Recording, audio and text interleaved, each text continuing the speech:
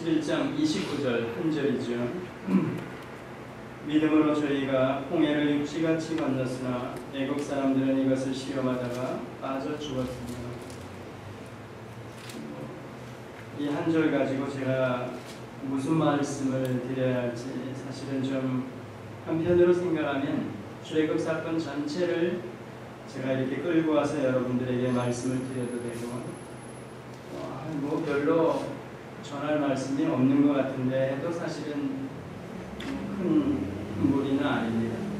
근데 여기 이 본문 안에서 믿음으로, 사실은 이 믿음장에 들어가서 전부 다 믿음으로 했는데 아벨을 시작으로 해가지고 믿음의 조상이 되는 사람들의 이름을 열거하면서 어떤 특정한 사람들을 계속해서 지목하면서 그가 믿음으로 이렇게 설명하다가 오늘 29절에 와서는 그 개인 이름이 드러나지 않죠. 그러면서 뭐라고 나옵니까? 믿음으로 저희가, 이런 얘기가 나오죠. 그러니까 특정한 사람이 아닌 저희가 이랬을 때 이 저희가가 누군가 하는 것들이 그 부분이 오늘 키가 될 겁니다. 저희가 이 저희가를 어떻게 저희들이 돌아보아야 되는가, 그 부분이 상당히 중요한 부분입니다. 이스라엘 백성 전체를 가리키는가, 아니면 어떤 특정한 인물들을 가리키는가, 우선은 두 개로 크게 나눌 수가 있습니다. 이스라엘 백성 전체를 가리킨다 이렇게 보면 조금은 무리가 있습니다. 그런데 이렇게 저희들이 이 부분을 돌아보지 않으면 전체적으로 초태생 재앙이라고 그래가지고 10가지 재앙을 통해가지고 마지막 그 초태생 재앙을 통해가지고 그 문인방과 설주의 피를 바르지 않은 그 집에는 죽음의 사자가 지나가면서 장자를 멸하는 그런 사건이 있었죠. 근데 이스라엘 백성들 집에는 문인방과 문설주에 피를 발랐기 때문에 죽음의 사자가 넘어갔다, 패스오버했다.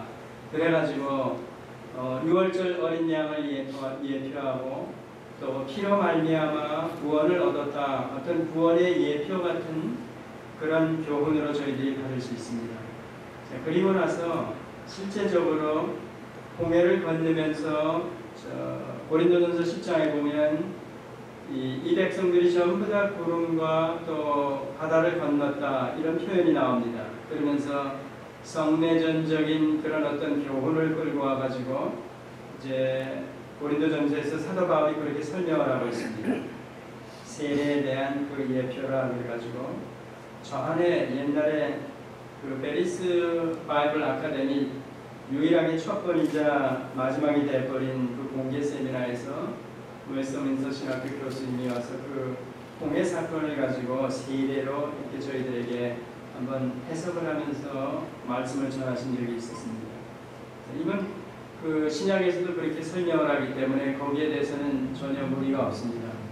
그러면 중요한 것은 이제 홍해 사건이 그렇게 성내전적으로 그 세례를 예표하면서 그 교훈을 우리에게 주고 있는가 이랬을 때 맞습니다. 그런데 실제로 또 다른 교훈은 없는가 이랬을 때는 실제 역사적인 사건입니다. 그 이전에 저희들이 돌아보면 알지만 하나님께서 아브라함을 건져내시고 아브라함에게 약속을 해주시죠. 내 후손이 400년, 정확하게 430년 종살이를 하다가 다시 돌아와서 후손이 이 땅을 차지할 거다, 이렇게 약속을 해주셨습니다. 그리고 나서 요셉을 이미 애굽으로 먼저 보내시고 기근을 통해가지고 그 백성들이 이주를 가게 됐죠. 거기서 한 400년 대략 종살이를 하다가 중당하게 백성이 불어나고 또 그들의 신음소리에 그 애굽 요셉을 알지 못하는 그 왕, 바로 왕의 어떤 학대에 이 백성들이 부르짖기 때문에 하나님께서 그때 지난번에 저희들이 모세의 신앙을 돌아보면서 이제 막 아므람과 요게벳 사이에 태어난 그 모세를 3개월 동안 숨겼다가 믿음으로 임금의 명령을 무서워 아니하고 이랬죠. 그리고 3개월 후에 발상자에 담아서 나일강에 띄웠다. 그 모세를 부르짖고 있는데 하나님은 띄우시는 겁니다. 그리고 궁중에서 40년 동안 지금으로 얘기하면 엘리트 교육이죠.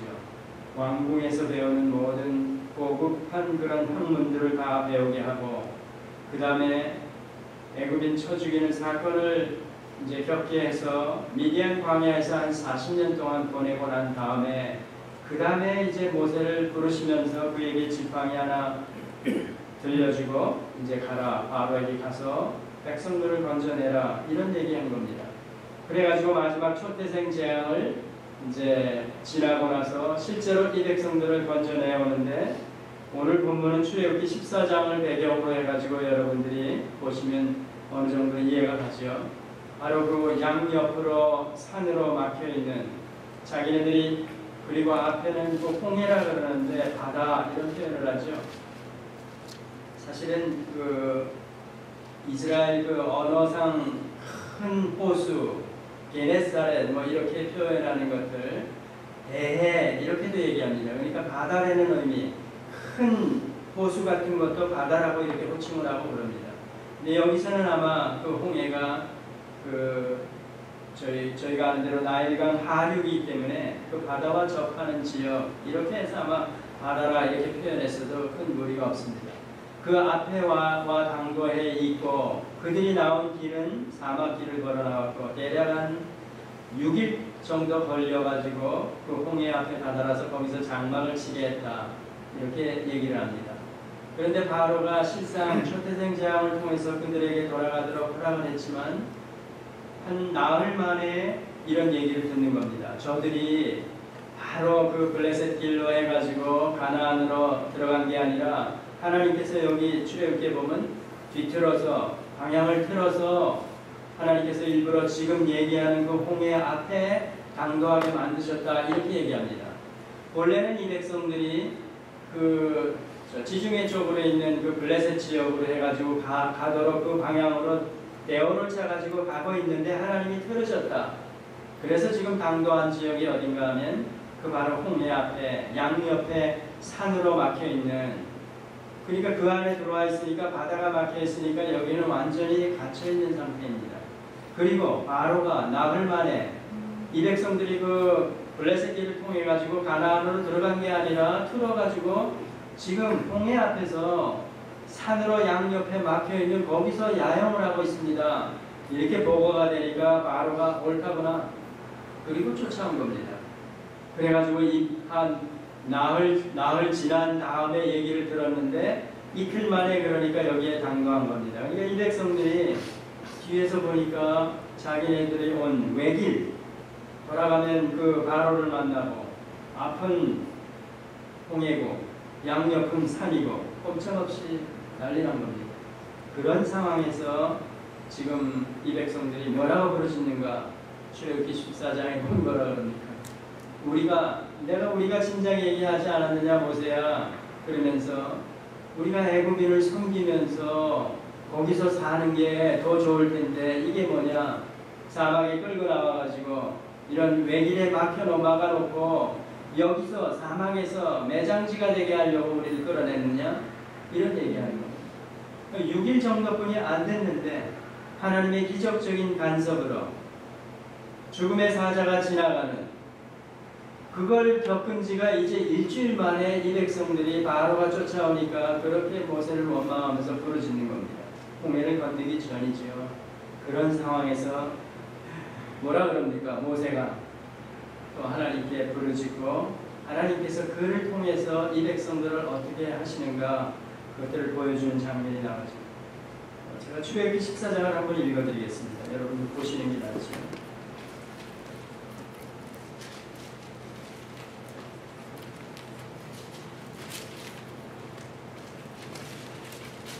14장 10절 14절까지 제가 읽어드리겠습니다. 바로가 가까워 올 때 이스라엘 자손이 눈을 들어본즉 애굽 사람들이 자기 뒤에 미친지라. 이스라엘 자손이 심히 두려워하여 여호와께 부르짖고, 그들이 또 모세에게 이르되 애굽에 매장지가 없으므로 당신이 우리를 이끌어내어 이 광야에서 죽게 하느뇨? 어찌하여 당신이 우리를 애굽에서 이끌어내어 이같이 우리에게 하느뇨? 우리가 애굽에서 당신에게 구한 말이 이것이 아니뇨? 이르기를 우리를 버려두라. 우리가 애굽 사람을 섬길 것이라 하지 아니하였더니요 애굽 사람을 섬기는 것이 광야에서 죽는 것보다 낫겠노라. 모세가 백성에게 이르되 너희는 두려워 말라. 가만히 서서 여호와께서 오늘날 너희를 위하여 행하시는 구원을 보라. 너희가 오늘 본 애굽 사람을 또 다시는 영원히 보지 못하리라. 여호와께서 너희를 위하여 싸우시리니 너희는 가만히 있을지니라. 이렇게 얘기하죠. 그리고 나서 이제 지팡이를 들어 하나님의 명하신 대로 홍해물을 가르는 장면이 나오고 육지같이 백성들이 거기를 건너가고 또 바로는 뒤따라 들어왔다 거기서 다 수몰이 되는 그런 사건을 이제 지나가게 되는 거죠. 아까 제가 말씀드린 대로 이 홍해 사건을 저희들이 어떻게 보느냐, 여기서 저희라 그러는 믿음으로 저희가 홍해를 육지같이 건넜으니 이 부분에 대한 해석 때문에도 사실은 또 그렇습니다.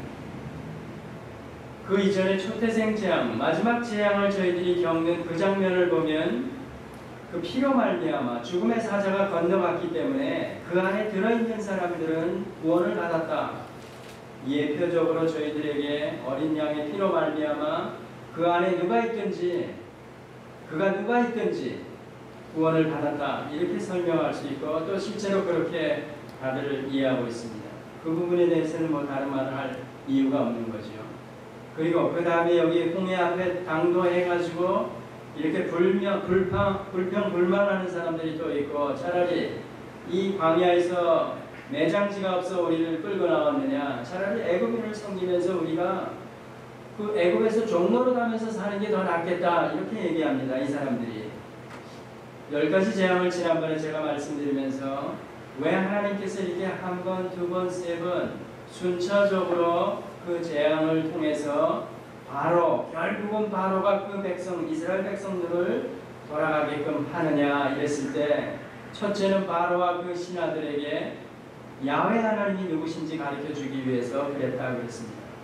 두 번째는 이스라엘 백성들에게 야훼 하나님이 누구신지 잘 모르지 않습니까?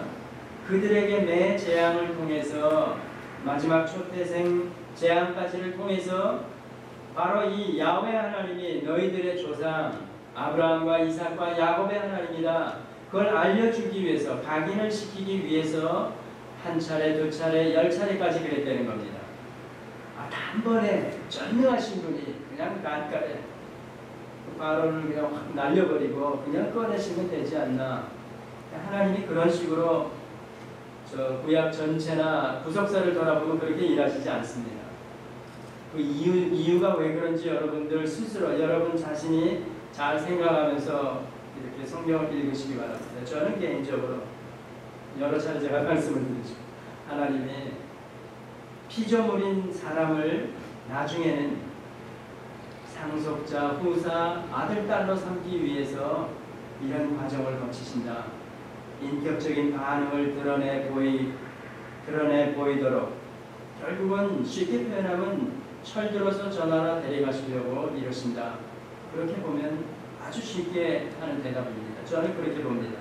성경을 통해서 보다 보니까 400년 종살이하던 이들이 야훼 하나님이 누구신지도 모르는데 자기 조상들도 모르기 때문에 하나님께서 창세기 12장부터 50장까지 그렇게 자세하게 조상들의 이야기를 해준 거다.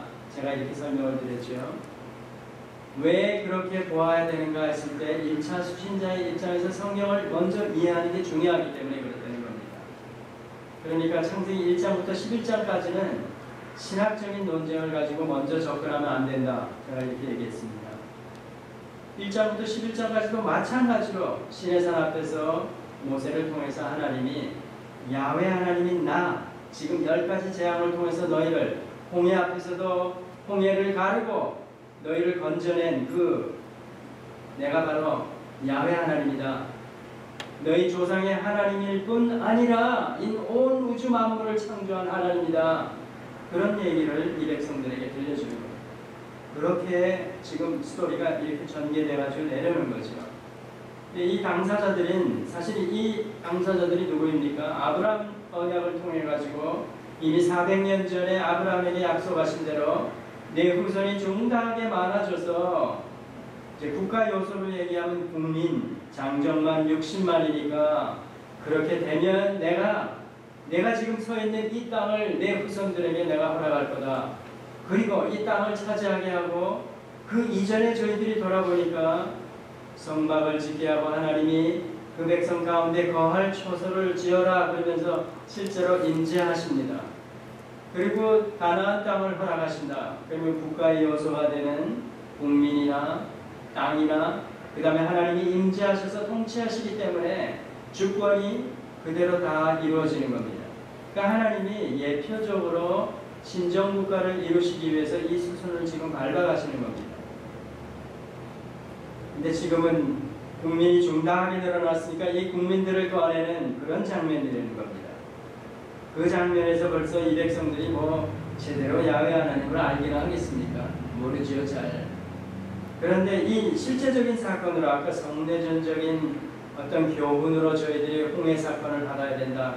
맞습니다. 그런데 홍해 사건 그거보다도 더 중요한 사건이 사실은 유월절 사건이기 때문에 어린 양의 피로 말미암아 문인방과 설주 피가 발려진 그 안에 있는 사람들은 누구든지 다 구원을 얻는다. 이렇게 교훈할 수 있는 그런 것도 사실은 이 바다를 건너때는 세례보다 더 중요한 사건입니다. 세례는 사실 구원 얻은 이후에 지금 저희들도 성례를 행하면서 구원받은 자로서 어떤 공개적인 증표 이런 것들을 저희들에게 이렇게 허락하는 겁니다. 성례로. 그러니까 그게 그 세례가 곧 구원으로 설명하는 세례를 받아야 구원받느냐 이 얘기는 아니죠. 그러니까 그런 부분을 생각하면 실제로 유월절 사건이 더 중요한 거죠.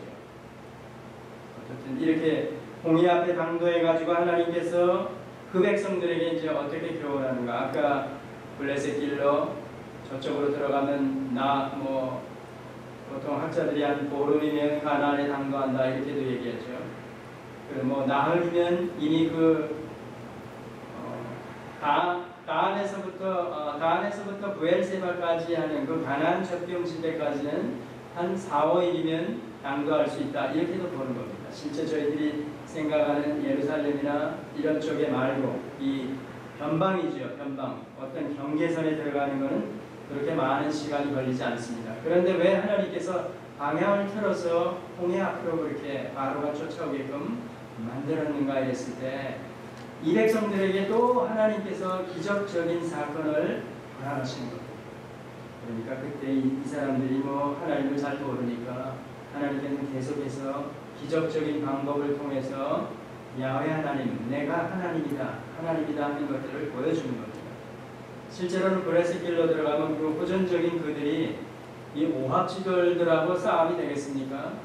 그러면 만약에 그쪽에 가서 시비가 붙는다 그러면 이 백성들이 강을 걷는 것도 홍해를 걷는 것도 아니겠다 그러니까 얼른 돌아가자 그래가지고 몽땅 떼머리로 다 애국으로 돌아갔을 겁니다. 저희들이 생각해 볼 수 있죠. 그런데 이 홍해를 건너고 나니까 이들이 다시 애국으로 돌아갈 수가 있습니까? 저희들이 사무엘상 하쭉 읽어나가면서 보면 사사기에서 이들이 왕이 없으므로 하는 내용을 여러분들이 성경을 읽다 보죠. 실제로는 왕이 없는 게 아니라 그랬죠. 사사기에 그럼 누가 왕이냐? 사울 왕도 세워지기 전인데 기드온 보고 너 왕하라 그러니까 너 지금 우리는 신정 통치를 갖고 있는 거다. 하나님이 왕이시다. 그 얘기를 하죠. 알죠 벌써 기드온은. 근데 이 백성들이 왕이 없다 이 얘기는 하나님의 통치를 받기 싫어하는 겁니다. 하나님 물러가세요. 하나님 하야하세요. 하나님 퇴출 이 얘기입니다. 왕이 없다는 표현으로 기록되어 있는 모든 내용들이 그거라는 겁니다. 사무엘을 통해서 왕을 허락하죠 하나님께서. 근데 실제로는 성막을 짓게 하고 하나님이 임재하셨다 그랬을 때는 이미 신정 통치가 시작된 겁니다. 그래야 아까 설명드린 대로 가나안에 들어가면 땅과 국민과 주권이 하나님의 통치가 다 이루어지는 겁니다. 예표적으로 보여주는 하나님 나라가 완전하게 세워지는 거죠. 근데 거기서 사사기 들어가면서 하나님의 통치를 받기 싫어하니까 이스라엘 백성들이 어떻게 되는 겁니까? 하나님 물러가라 그러는데 하나님이 그 말도 들어주는 겁니다. 하나님이 통치하고 계신 걸 무시해버리고 이들이 살아가는 그 사사기 전체 내용이 어떤 겁니까? 여러분 성경을 보다 보면 아시죠? 그런 역사가 계속해서 끝까지 갔다는 겁니다. 어쨌든 이 백성들은 처음부터 그렇게 기적을 통해서 건져내어 주어서 이제 국민, 하나님의 백성이 되었는데도 불구하고 처음부터, 초장부터 하나님께 대들고 원망하고 불평하고 그러는 겁니다. 현실 앞에서 그러는 거죠. 자, 그러면 아까 성내전적인 교훈도 실제로는 그게 맞는 얘기라고 했습니다. 그런데 이 홍해 사건을 그러면 또 다르게 어떻게 볼 수 있느냐 이랬을 때 실제적인 사건으로 보는 겁니다. 실제적인 사건으로. 그러니까 역사적인 흐름 가운데서 시간 공간 안에서 일어나는 사건들로 보면서 역사적으로 일어난 사건이다 이렇게 보는 겁니다. 자, 그러면 거기서 어떤 교훈을 주는가 이랬을 때 제가 금방 조금 설명을 드렸죠. 왜 블레셋 길로 가지 않고 틀어서 이쪽으로 데려왔는지, 또 하나님께서는 계속해서 이 백성들에게 그 틀은 이유가 다시 애굽으로 돌아갈까봐, 세상으로 돌아갈까봐 그랬죠. 여기서 기적적인 눈앞에 닥친 바로의 추격을 보면서도 이들이 사실상 믿음을 드러내야 됐는데 이들에게서 나와지는 게 돌아가겠다는 얘기입니다. 여기서 죽는 것보다는 차라리 애굽에 가서 바로 왕을 섬기면서 우리가 거기서 목숨을 부지하는 게 더 낫겠다 이 얘기입니다. 그 얘기를 만약에 하나님께서 지금 다 아시는 거 아닙니까? 들었을 때 어떻게 생각하셨을까? 이게 대단히 놀라운 겁니다. 역사적이며 성내전적인 교훈으로 저희들이 봤지만 실제적으로 이 역사적인 사건을 통해서 오늘 우리가 어떤 교훈을 받는가 이랬을 때 실제적인 교훈으로 그때 그들에게 주었던 교훈도 되고 또 오늘 우리에게도 주는 교훈이 된다는 겁니다. 그때 그들이나 오늘 우리나 같은 의미에서 실제적인 교훈으로 이 사건이 일어났다. 이 사건을 통해서 하나님께서 뭘 교훈하는가? 예, 그렇습니다. 지금 우리도 죄악 가운데서 건짐을 받아서 하나님의 백성 구원 얻은 자가 되었다 이럽니다. 그리고 났는데 구원 얻은 이후에 우리가 편한 길로 가도록 하나님께서 허락하시지 않습니다. 그 블레셋 지역으로 가는 길이 실제로는 편한 길이 아닙니다. 왜냐하면 전쟁이라는 게 막혀있기 때문에 전쟁을 했으면 거기서는 뭐 더 이상 생각할 겨를도 없이 우리는 바로 우리가 옛날에 건짐받았던 자리 이스라엘 백성으로 얘기하면 애굽으로 금방 그냥 뛰어버리는 겁니다. 우리도 이렇게 전쟁 같은 큰 적을 만나 구원 얻은 지 얼마 안 됐는데 이거 대단히 센 막 이 사탄의 공격을 받는다. 이랬을 때 우리가 어떻게 할 것 같습니까? 이스라엘 백성과 똑같은 상황이 벌어지죠. 다시 세상으로 가버리는 겁니다. 건져내 짐을 받아서 가는 길이 이게 쉽지 않은 길이라는 겁니다. 믿음으로 가야 되는 길이고 또 순종하며 가야 되는 길이고 지금 오늘 이스라엘 백성들이 그 홍해 앞에 부딪혀 있는 그 장면만 가지고 저희들이 설명을 하면 그 뒤에도 마찬가지 홍해를 걷는 이후에도 여러 어려움과 곤란한 지경을 많이 겪죠. 그런데 그 처음 겪는 그 홍해 앞에서 저희들이 그 장면을 돌아보면 누가 건져냈습니까? 저나 여러분을 누가 죄악 가운데서 건져내서 이제 내 백성이다. 저희들은 또 성령이 계시기 때문에 주는 그리스도요 살아계신 하나님의 아들이시니이다. 나의 구원주가 되십니다. 이렇게 고백하지 않습니까? 하나님이 하신 일이다. 이스라엘 백성을 누가 했습니까? 하나님이 그들을 건져냈습니다.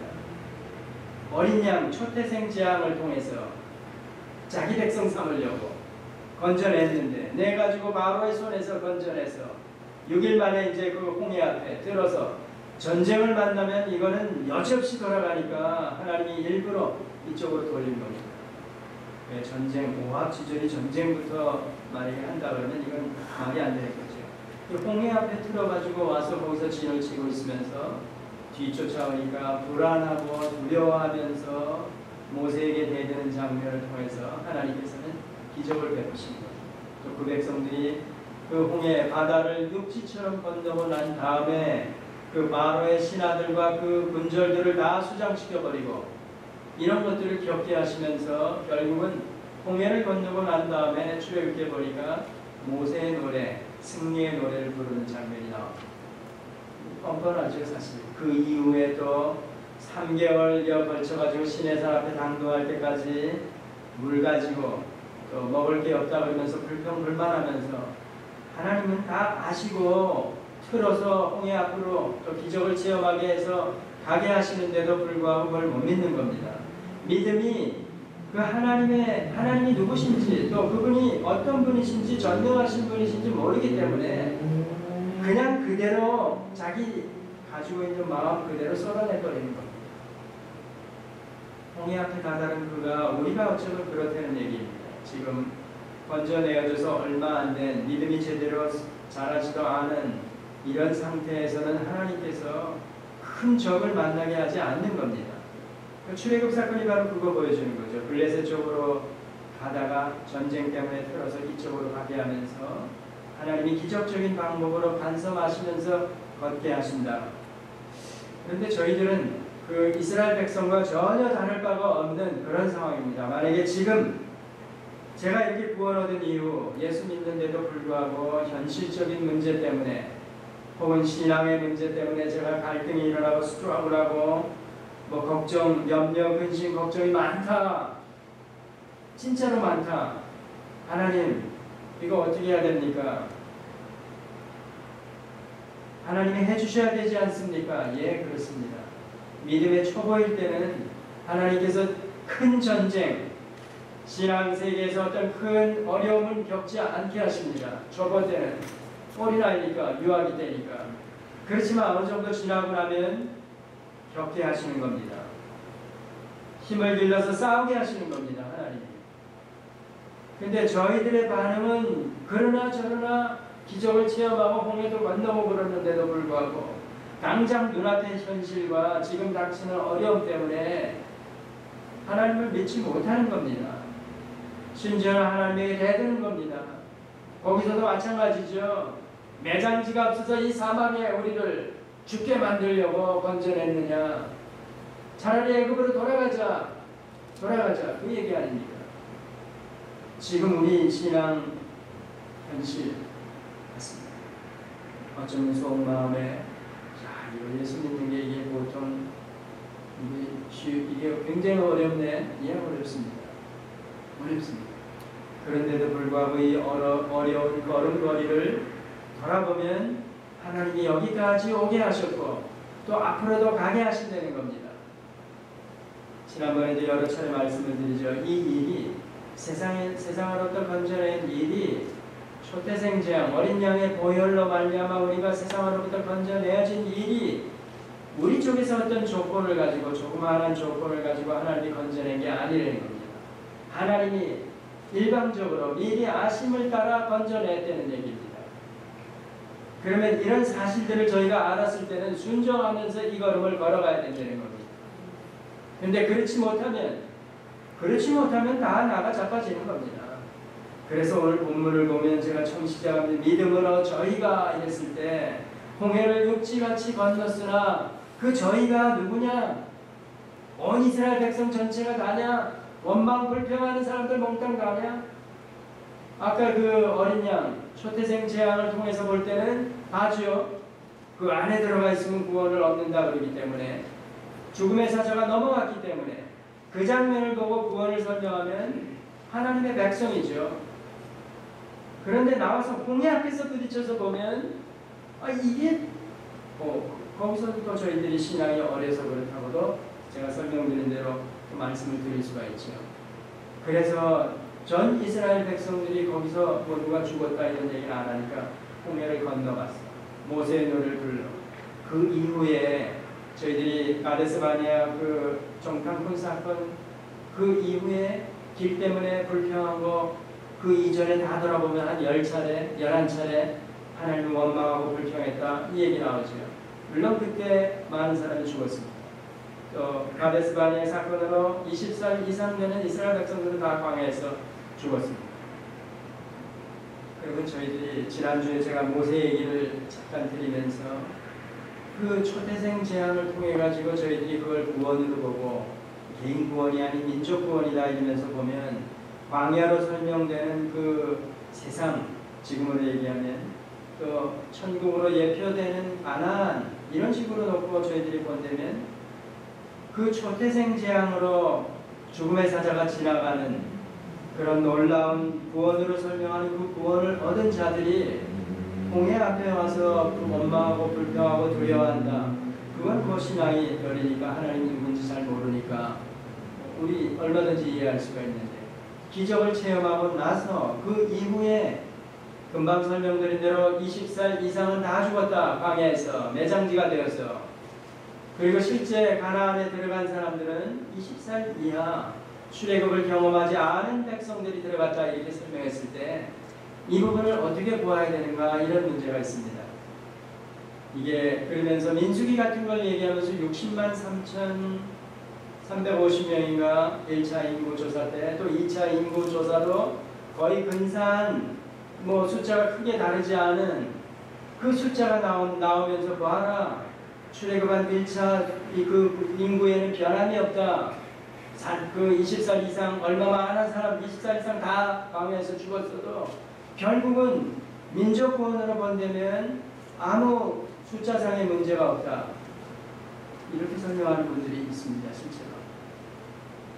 그런데 그렇게 본다면 이게 상당히 어려워지는 겁니다. 저는 개인적으로 그렇게 본다면. 여기서는 보면 그래서 이 오늘 같은 본문도 저희가 이랬을 때 이스라엘 백성 전체를 얘기하는 게 아니다. 만약에 이스라엘 백성 전체를 얘기한다면 그런 것까지 저희들이 돌아보면서는 여기가 아니다. 그래서 이걸 어떻게 보느냐 이랬을 때 쉬운 표현으로는 이스라엘 백성의 남은 자가 구원을 받는 겁니다. 우리가 교리적인 입장으로 볼 때는 하나님의 미리 아신 자, 하나님의 선택된 자들로 그렇게 보는 겁니다. 그래서 믿음으로 저희가 이랬을 때 믿음으로 이스라엘 백성이 이렇게 표현 안 한 겁니다. 믿음으로 온 이스라엘 백성이 이렇게 얘기 안 하는 겁니다. 믿음으로 저희가 그 많은 백성 중에 얼마만한 무리가 이렇게 얘기하는 거예요. 그러면 아까 설명대로 초태생 재앙 때 죽음의 사자가 지나갈 때 그 안에 있던 자들을 그들 다 아닙니까? 그들 중에서도 저희가 하는 사람들만이 되는 거예요. 어려운 거죠. 실제로 어렵죠. 이야기가. 그런데 신약으로 넘어와서 한번 보면 신명기 같은 데 보아도 마찬가지입니다. 신명기 32장 같은 데 보면 뭐라 그러냐면 거기서 이스라엘 백성 전체가 다 패역한 종류들이다. 종자들이다. 이렇게 얘기하는 겁니다.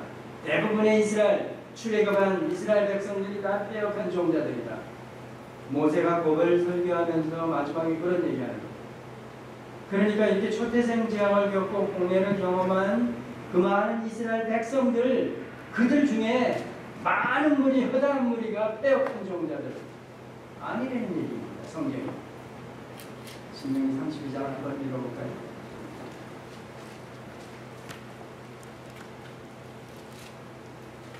15절, 32장의 15절, 그 앞절 사실은 좀 읽어야 되는데 15절 보면 그러한 내 여수룬이, 여기 여수룬이 되는 얘기는 하나님의 은혜로 의로운 백성이 된 뭐 이런 식으로 이제 표현하는 겁니다. 사실 이스라엘 백성을 가리키는 거죠. 그런데 이 여수룬이 이스라엘 백성이 살침에 발로 찼도다. 네가 살치고 부대하고 윤택함에 자기를 지으신 하나님을 버리며 자기를 구원하신 반석을 경홀히 여겼도다. 그들이 다른 신으로 그의 질투를 일으키며 가증한 것으로 그 진노를 격발하였도다. 그들은 하나님께 제사하지 아니하고 마귀에게 하였으니 곧 그들의 알지 못하던 신, 근래에 일어난 새 신, 너희 열조에 두려워하지 않던 것이로다. 너를 낳은 반석은 내가 상관치 아니하고 너를 내신 하나님은 내가 잊었도다. 이 누구에게 하는 얘기입니까? 이스라엘 백성 여수룬에게 하는 얘기입니다. 그러면서 여호와께서 보시고 미워하였으니 그 자녀가 그를 경노케 한 연고라. 20절에 여호와의 말씀에 내가 내 얼굴을 숨겨 그들에게 보이지 않게 하고 그들의 종말에 어떠함을 보리니 그들은 심히 패역한 종류로다. 무심한 자녀이니로다. 이렇게 얘기하죠. 그렇다면 이게 여수룬에게 하는 얘기다. 이스라엘 백성들에게 하는 얘기입니다. 그러면 이게 오늘 본문으로 보면 믿음으로 저희가 홍해를 육지같이 건넜으나 이랬을 때 이 저희가가 이들하고는 상관이 없는 진짜 주어진 믿음을 가진 그 안에 지금 이스라엘 백성들이 저희들이 보는 입장으로는 남은 자. 그 안에도 하나님의 택함을 받은 자라는 겁니다. 전체 이스라엘 백성이 아니라는 얘기죠. 그렇게 보면서 저희들이 성경을 보면 하나님이 원 문제는 하나님께서 전적으로 다루십니다. 구원 얻을 자도 마찬가지예요. 그렇기 때문에 이 모든 것들을 이 모든 사람들이 다가 아니라는 걸 저희가 이 홍해 사건, 실제적인 사건으로 보면서 역사적인 사건으로 보면서 저희들이 알 수가 있는 여기를 이렇게 해석하면 지금 우리들도 그러면 이 구약의 이 출애굽한 이스라엘 백성의 열을 들면서 우리도 그대로 설명을 하면 참 어려워집니다. 그래서 옛 언약과 새 언약이 다른 걸 여러분들이 성경 전체를 대략으로라도 가지고 계시면서 이렇게 보셔야 합니다. 이거하고 이거하고 똑같이 보면 안 된다는 얘기죠. 그러니까 구약을 하나님께서 이스라엘 백성들을 어떻게 다루셨는가 그 부분을 스토리를 통해서 보시면서 신약에는 하나님께서 어떻게 다루시는가 새 언약 즉 성령이 오셔가지고 이 백성들 가운데 임재하셨던 거하고 우리는 임재하시는데 우리의 마음 우리를 성전 삼아 우리 안에 거하시면서 끌고 가신다는 겁니다. 그러니까 우리는 과거 이들과 같이 건져내어졌으면 우리는 더 이상 하나님께서 취소치 않는 그 길을 걸어가도록 하신다는 겁니다. 이게 옛 언약과 새 언약이 다른 겁니다. 근데 지금 새 언약 저희들의 입장에서 보면서 구약도 그런 게 아닌가 이렇게 보면 안 된다는 얘기죠. 같이 보면 안 된다는 얘기죠. 조금 어렵죠. 이 부분이. 어떻든 anyway 그렇게 우리도 지금 건짐을 받았는데 실제적으로는 우리가 걸어가는 길이 굉장히 힘듭니다. 믿음 안에서 믿음으로 발걸음을 옮기면서 가야 되는데 우리를 공격하는 그런 어려움들이 너무나도 많습니다. 근데 어떤 시험이나 어려움은 하나님께서 이스라엘 백성을 틀어가지고 홍해 앞에 갖다 몰아넣으셨다. 이렇게까지도 설명할 수 있습니다. 왜? 하나님이 어떻게 너희가 지금 부르짖고 두려워하면서 우리가 매장지가 없어서 여기서 죽이려고 그러느냐 이렇게 그런 이스라엘 백성들 오늘 제가 만약에 여러분이 만약에 어떤 현실적인 어려움 가운데 처해 있다. 이제 세상으로부터 건져내어짐을 받아서 옛날처럼 장사를 하면 안 되니까 이제 그리스도인으로서 살아가야 되니까 정직하게 살고 바르게 살려고 그러니까 이게 다 걸리는 겁니다. 비즈니스 안 되는 겁니다. 마치 홍해 앞에서 이게 하나님이 저를 건져내셨지 않습니까? 어떻게 해야 됩니까? 이런 거나 똑같습니다. 만약에 그 백성들이라면 차라리 세상으로 돌아가는 게 낫겠네요. 이러다 식구들 다 굶어 죽이겠네요. 이럴 수도 있죠. 그 얘기는 마찬가지입니다. 그런데 하나님께서는 오늘 출애굽기 뭐라 그럽니까? 그 14장 이하에 잠잠히 서 있어. 하나님께서 무슨 일을 하시는가 두고 봐. 그러면서 기적같이 홍해를 달르시는 겁니다. 가만히 있으라는 얘기가 내가 뭘 하려고 어렵다고 설치지 말라는 얘기입니다. 그리고 다시 세상으로 돌아가지 말라는 얘기입니다. 넌 내가 건져냈기 때문에 믿음을 가지고 가야 돼. 이런 얘기입니다. 그러면서 이 백성들에게 뭐라 그럽니까? 모세를 통해서 앞으로 가! 그러는 겁니다. 이렇게 산적한 어려움이 있고 절벽 같은데 불구하고 믿음으로 걸음을 걸으라는 거죠. 마치 요단강을 발을 디뎌놓으니까 갈라지는 것 같이. 그런 식으로 우리에게 하나님께서 믿음을 나를 진짜 믿느냐? 믿음으로 걸어가 앞으로 가야 된다. 이 얘기입니다. 그런데 우리는 옛날 습관 때문에 하나님이 누구신지 잘 모르기 때문에 불평하고 다시 애굽으로 세상으로 돌아가려고 애쓴다는 겁니다. 이 고생을 시키려고 하나님 저를 예수 믿게 했습니까? 믿음으로 살라 그러는 겁니까? 다 꽉 막혀버렸습니다. 이 얘기 아닙니까 지금 우리가. 그런데 돌아보니까 우리 앞선 사람 앞서간 신앙의 선진들 돌아보니까 섭리로 돌아보니까 하나님이 기적같이 여러분 개인에게도 그런 일이 있으실 겁니다. 저도 개인적으로 사소하지만 저 같은 사람에게도 하나님께서 저의 짧은 인생길을 통해서도 여러 가지를 겪게 하셨습니다. 제가 체험 신앙 얘기 안 하는 사람입니다. 왜?